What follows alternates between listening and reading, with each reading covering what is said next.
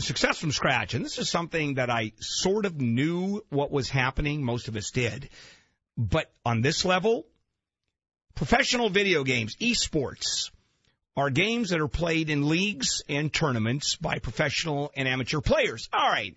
It's like fantasy baseball. A lot of people play. It's all done on the internet. And there are tournaments. Well, some news that I didn't know until we researched this is cash prizes for doing well in these tournaments can go from a few $1,000s. Yeah, I can see that happening. To over $1 million for first place in one of these games. And you've got professional players signing contracts with various gaming organizations, like any professional athlete. Now, playing video games for a living has been around for 15 years or so in Asia, maybe 10 years ago in Europe. Now, here, it's only over the last 5 years in America have esports exploded. And actually, you have American players, and a fair number of them have the ability to make a comfortable living from tournament winnings and sponsorship deals, and in some cases, a really good living. Now, some of the popular esports include StarCraft, Dota 2, Call of Duty. I know StarCraft. I know Call of Duty. I don't know much about Dota 2. The most popular title, though, by far, is League of Legends. And that was developed by a Santa Monica-based game developer called Riot Games. Now, a little bit about Riot Games. It was founded in 2006 by USC graduates Brandon Beck and Mark Merrill. And it launched its only title, League of Legends, in 2009. Now, this company with one title has 12 offices around the world and employs about 1,000 people globally. So how popular is this one game from one company? Well, let's go back to January of this year. 67 million people play League of Legends monthly. 27 million play every day. And 7 million play concurrently during peak hours. That's all at the same time. Now, these numbers are global because one thing about video games, the market is every person on the planet who has a computer. And it is by far the most played game in the world, and it is an international phenomenon. And here's the craziest part. The game is free. It's 100% free. No one buys a ticket to get on. No one pays for anything unless you want in-game cosmetic purchases to make your player look better. Neater clothes, larger penis, bigger Winnebagos for females.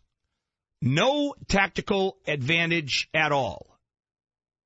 So, what is it? What is the game League of Legends, and why is it so damn popular?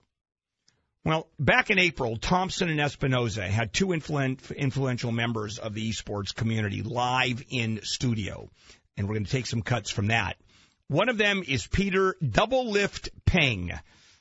Doublelift. It's almost like mafia nicknames. Jimmy the Weasel. Mike Numbnuts. So Peter Doublelift Peng, an extremely popular player from right here in Southern California, and then Travis Gafford, a Cal State Long Beach grad and an esports journalist who covers the League of Legends events around the world. So Doublelift talked about what playing the game is like. Essentially, just think about it as chess, but like on crack. It's like 5 versus 5, so there's 9 other players playing chess with you, and you're on a team, and all your objective is to destroy the enemy's base. But you have to do it in relation with your team, with like teamwork, communication, leadership, and against 5 other opponents. That makes sense, because look at how long chess has been a professional sport. Look at how much money people can win on the international chess circuit. Bobby Fischer, insane Bobby Fischer, would make a couple of $1 million per game, especially when he was playing Kasparov, if I remember. Now, playing video games all day generally carries a negative stereotype. So put yourself in the shoes of Doublelift and say, Mom, Dad, I know you want me to be a insert name of professional here or some kind of, in some kind of a career that I can do really well. And here's what I want to do. I want to play video games for a living. And that's exactly what Doublelift did in 2011. To his surprise, his parents were astoundingly supportive. They kicked him out of the house is what they did. Get out! Here's Doublelift talking about that incident. Yeah, so, like, to pursue this, obviously the older generation, like my parents, they don't really approve of that, you know? They want me to go to college. I was, like, a straight-A student leading up to this, and I just said, like, I want to be a pro gamer. I want to try it. You know, I have this shot. This is, like, my only opportunity to do it, and they just didn't approve, so I had to run away from home, and I was kind of homeless, and then that's kind of when Travis took me up is when I went online. I was like, this is what happened. I got kicked out of my house. I have nowhere to sleep. I have no money, no anything. And Travis was like, hey, you can sleep in my house and get back on your feet. So I was like, cool, and I made it. Doublelift then moves in with Travis Gafford, the journalist, and continues to hone his skills. And this is while Travis is creating content and is writing esports articles. And Doublelift eventually signs a contract with premier North American team Counter Logic Gaming. And Travis, at the same time, was hired by CBS to produce content for OnGamers.com, a web property dedicated to esports. I mean, this thing has become big business. So how much money are we talking about? I'll do that when we come back and show you how your kids can make more money than you, and that's what I've decided to tell my daughter. She starts school in September. She's going to university, and I'm going to tell her as soon as we get home tonight, give it all up. Just give it all up and become a gamer. This is KFI AM 640. Handel and the morning crew. KFI AM 640 Handel, June 5th on a Thursday, and more on Success from Scratch. And this one is about esports.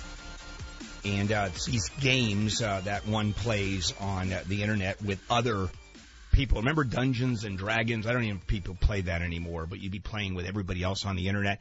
Well, it's gone to a whole new level. There are now professional teams and there are professional players where in, one tournament, $1 million first place.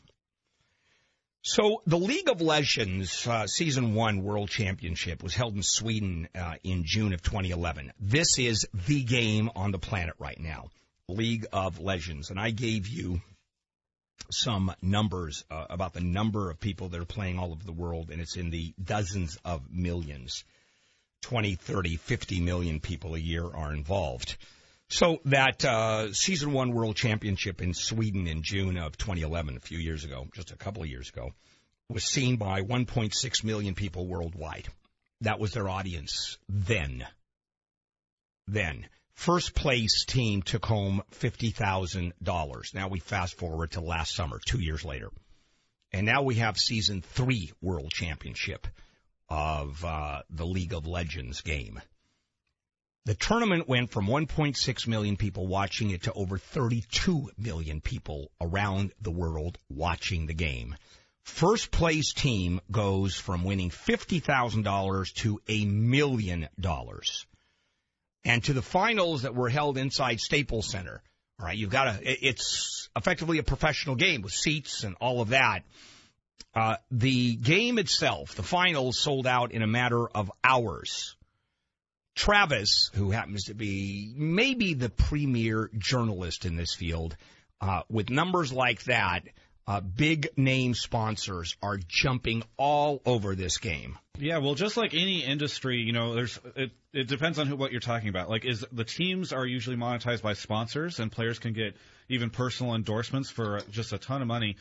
Broadcasts also have their own sponsors. So the LCS, which is Riot Games, which makes League of Legends and puts on this broadcast, they run this league down in Manhattan Beach, actually, out of a big studio, broadcast every weekend. It's called the LCS. It's a big league, and they actually have sponsorship from American Express and Coke Zero, and more of these big mainstream sponsors signing on every day. So it's really blowing up right now. Now, sponsors are so interested that some of the sponsors value League of Legends over the Super Bowl. It's hard to believe, but it makes sense when you actually look at it. In an article on ongamers.com, the CBS website that Travis writes for, Coca-Cola head of gaming, Matt King said. Can you imagine Coca-Cola has a head of gaming? The Super Bowl is massively viewed, and a massively viewed event with 111 plus million viewers every year, mainly in the United States. But when you start to layer on a gender and certain age split, we're interested as a company. You layer that on the Super Bowl, and the Super Bowl comes down pretty fast. An audience that what Riot has created has actually eclipsed the Super Bowl several-fold. A couple of reasons why. First of all, viewership is going in the hundreds of millions. It's probably going to outpace the Super Bowl. Also, this is something in broadcasting, and that's what really this is, whether it's internet, whether it's terrestrial radio, whether it's television. And the closest you can get to narrowcasting, the more valuable it becomes. We broadcast. In other words, we broadcast to the world, or in Southern California here on KFI. So that means everybody. Leo Laporte broadcasts to nerds. It is a very directed kind of broadcast. And his commercials are insanely valuable. I was talking to him the other day about his syndicated programming, and I was stunned at how much money he's able to charge for an ad. Larry did the interview with me. Stunned. Because that's narrowcasting. And that's exactly what this does.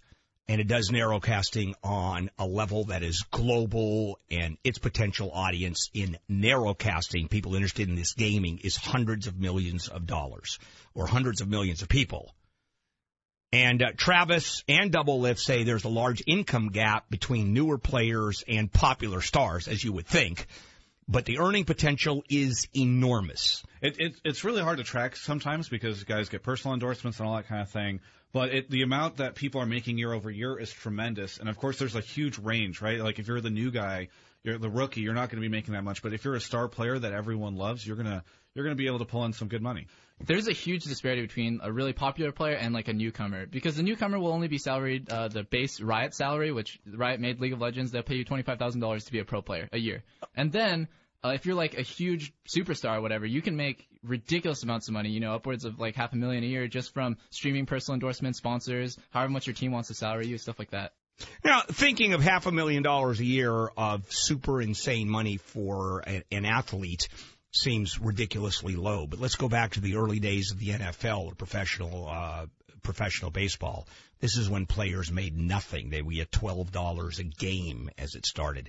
This is just the beginning of a new sports where the audience is going to be across the world. And how many people are interested in video games? How many gamers are there out there? Think of that. Think of the potential numbers. That is a success from scratch.